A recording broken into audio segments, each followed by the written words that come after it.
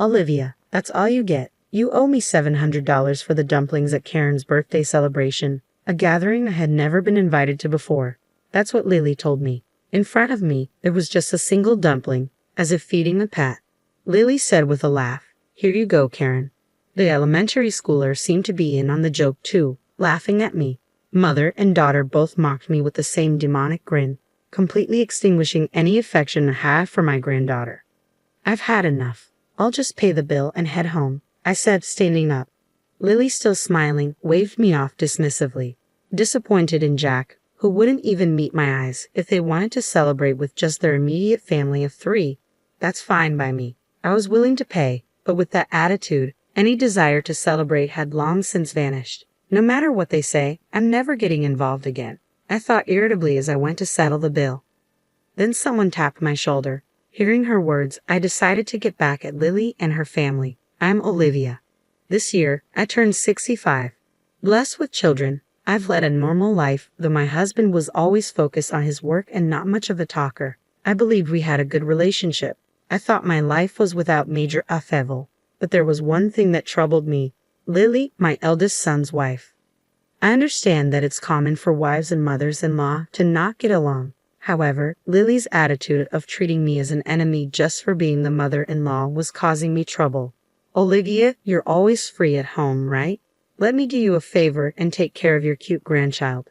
"Lily, I have plans today. I told you I can't do last-minute favors, remember?" "I never heard that. Maybe you just think you told me." I never knew what set her off.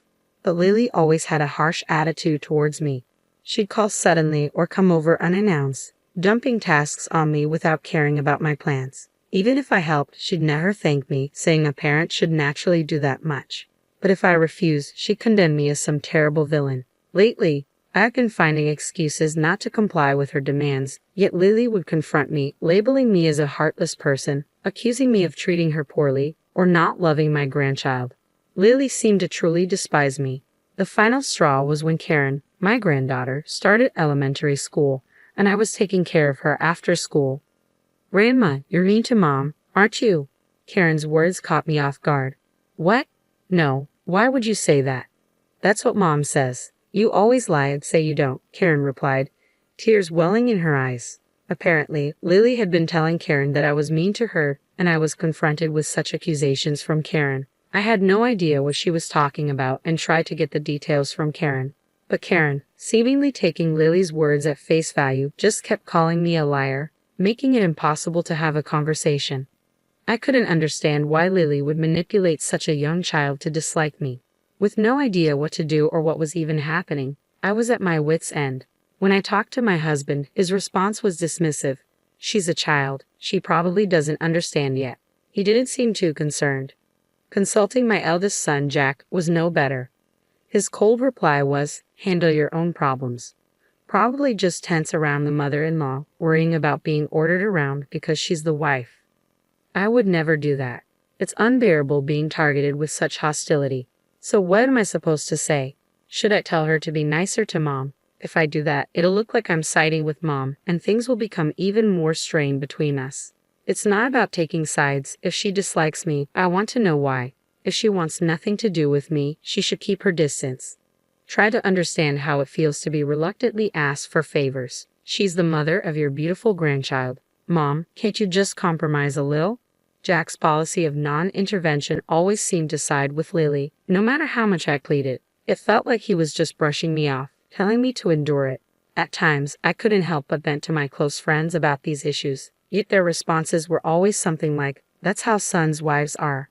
And I continued to struggle without finding a solution. Even when advised to keep my distance, it was always Lily who initiated contact. Whether I listened to her calmly or subtly rejected her, I found myself at a loss dealing with an unsatisfied Lily. During this time, I was informed by Lily about celebrating Karen's 10th birthday at a famous Chinese restaurant. Despite sending gifts for every celebration, including birthdays, I had never received a word of thanks from my eldest son's family. Instead, I was met with remarks like, "Olivia, you have no taste. It's better if you just give us cash." Naturally, I had never been invited to any of their celebration gatherings. After being told not to interfere with family events, I had refrained from getting involved. Karen's birthday celebration is at her favorite Chinese restaurant. You're coming, right, Olivia? Lily's invitation made me suspect something unpleasant. Still, if I didn't go, I would surely be blamed for not attending my granddaughter's birthday. After much thought, I decided to attend the celebration, although I had a bad feeling. Part of me hoped that maybe they were trying to mend our relationship. If my suspicions turned out to be true, I would stop involving myself with them. With that thought, I went to the Chinese restaurant on the appointed day. But as expected, my faint hope was immediately betrayed. Lily and her family, waiting for me, looked at me and sneered with malice. Look, there's shark fin soup, Karen's favorite. Since Grandma is paying today, let's eat a lot, Karen exclaimed with excitement. When I expressed my surprise, Lily burst out laughing as if greatly enjoying herself. Initially, I had thought it wouldn't be a problem to pay for the meal, considering it was to celebrate Karen's 10th birthday. However, Lily's declaration, as if it was a given, even before I'd offered, took me by surprise. You're not planning to eat without paying, are you, Olivia? How brazen, Lily remarked. I never had such intention, but Lily could have at least mentioned the cost beforehand. What? I told you in advance. Don't blame others for your forgetfulness. It's true what they say about memory loss and old age, Lily retorted with sarcasm, making me realize that what I had hoped for was never going to happen. I decided to eat quickly and leave. As I was about to enjoy the delicious-looking dishes laid out before me, something happened. Hey, what do you think you're doing? Lily snapped as I reached for one of the expensive-looking dishes. She slapped my hand away, her gesture akin to scolding a child for a mistake. Sweating with uncertainty, I wondered if I had done something rude, but seeing me flustered, Lily laughed mockingly and said something outrageous. Today, Olivia, you're just the wallet, so no eating, Lily declared. What, Olivia? Did you really think you were invited for Karen's celebration? It's obvious you're here to pay the bill. That's right, pay up. Be grateful we even let you sit at the table. Don't even think about touching the food, Karen joined in, insulting me. Seeing this, Jack turned his face away from me and said nothing, in a situation with no allies. My heart felt like it was being squeezed. I sighed, unable to find a solution to the relentless harassment. Feeling sick, I even started to think about just going home. Then, as if struck by an idea, Lily dropped a single dumpling onto my empty plate. Well, can't be helped, I guess. You can eat that much, Mom, she remarked, tauntingly. A single dumpling? Olivia, that's all for you. You owe $700 for that dumpling, Grandma, Lily continued, her tone laced with sarcasm. That's so lame, even Karen, a grade schooler, joined in, laughing at me. Their demonic smiles, mother and daughter alike, mocking me, extinguished any affection I had left for my granddaughter. This was the moment I decided to cut ties completely. I didn't feel like celebrating her birthday anymore, but as a severance, it was a small price to pay. I've had enough. I'll pay the bill and leave first, I declared. What? You're leaving already? Thanks for the meal. Please just leave me alone from now on, Lily responded dismissively. I was disappointed in Jack, who wouldn't even make eye contact until the end. No matter what was said, Jack wouldn't reprimand Lily or even Karen. Trying to contain my intense anger, I went to pay the bill. As I approached the cash register, the flustered owner appeared. Dear customer, I'm sorry, but the course meal is still ongoing. Could you please wait a little longer? I'm sorry, but I need to leave now. Can I just pay the bill first? I replied, feeling impatient. Didn't you like the food? The owner asked, puzzled. The dumpling was delicious. Just the dumpling. Was there something in the other dishes you didn't like? I inquired, realizing that Lily had reserved a course meal, and the owner was confused. As I was leaving halfway through, he approached me, wondering how to explain the situation. Feeling foolish to cover for my eldest son's family, I blurted out, I'm apparently just the wallet.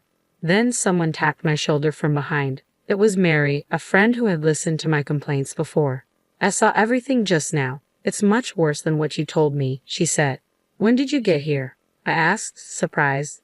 Just before you all arrived. I heard the whole thing as it happened, Mary explained. She had been at the same restaurant with her colleagues from work and happened to witness how my eldest son's family was treating me.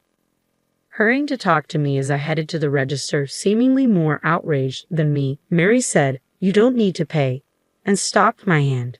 Listen, Olivia, even if it's your grandchild, that behavior is not normal.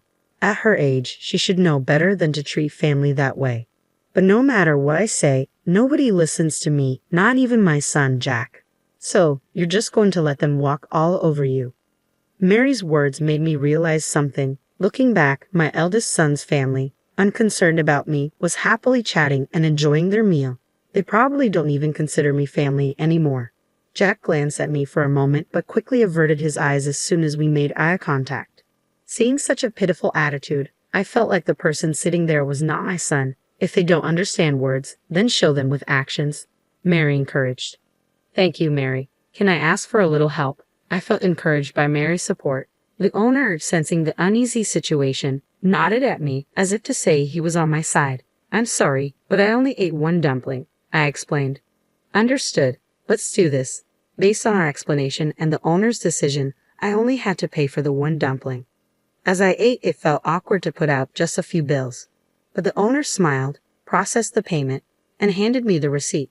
The rest of the bill will be paid by those who ate. No worries. Thank you very much, he reassured me. In a situation with no allies, I found unexpected salvation in the kind restaurant owner and my friend.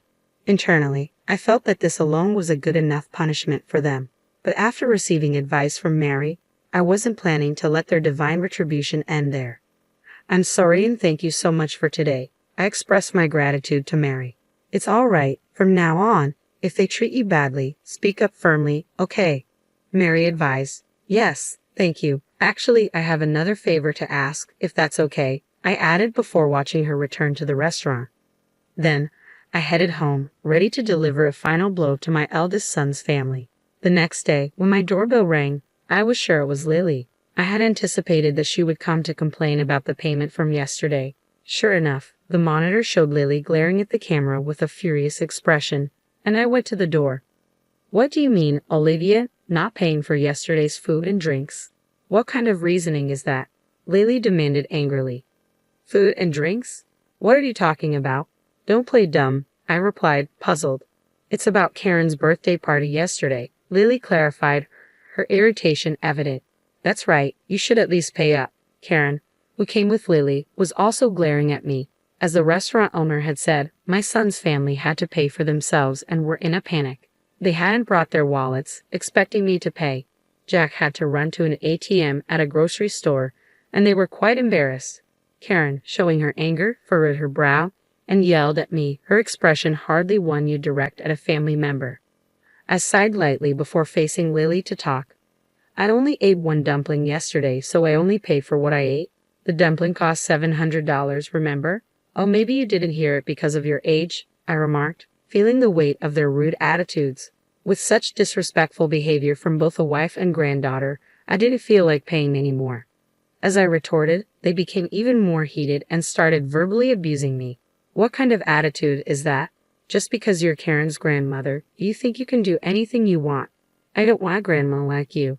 Don't act so high and mighty, Lily accused, pointing fingers at me as if I were some kind of villain. Karen, too, acted as though she was a hero, delivering justice to evil.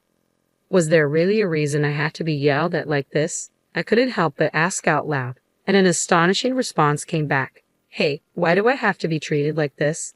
What could you like about me? What have I done? I questioned, confused by their hostility.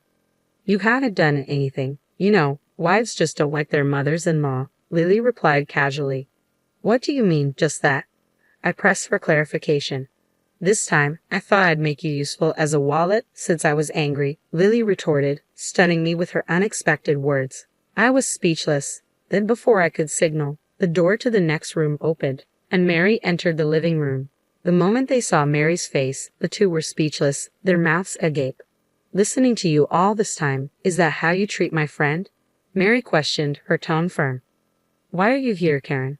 Lily stammered, clearly flustered by Mary's sudden appearance. It was understandable. Mary still worked as a language teacher in a certain classroom and was also the teacher of the language class that Karen attended.